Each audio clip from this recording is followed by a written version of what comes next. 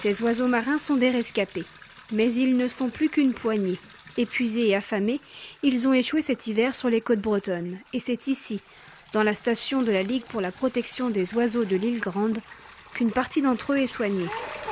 Le centre a dû faire face en janvier dernier à une arrivée massive de macareux, guillemots et pingouins en danger.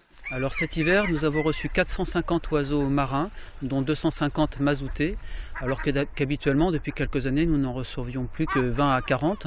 Ce sont des oiseaux qui, pendant plusieurs semaines, n'ont pas pu se nourrir du fait des tempêtes et qui, par l'affaiblissement, se sont retrouvés projetés à la côte. Une quarantaine de personnes, bénévoles et salariés, se sont démenés pour essayer de sauver ces alcidés.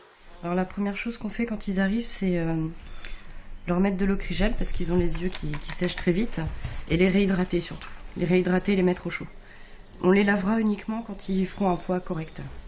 Et ensuite leur mettre à manger à disposition. Et s'ils ne mangent pas tout seuls, ensuite on les gave. Mais plus de 90% des oiseaux rapatriés dans ce centre de soins finissent ainsi.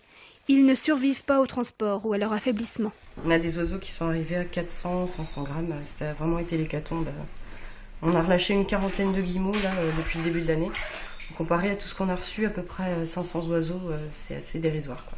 D'après les analyses effectuées par le Centre de recherche sur les pollutions accidentelles, les oiseaux mazoutés retrouvés sur le littoral atlantique portent tous la même signature chimique. Peut-être est-ce une épave qui a fui à cause de la forte houle, ou alors un gros dégazage mais qui n'aurait pas été repéré. Mais d'après le CEDRE, ce n'est pas probable.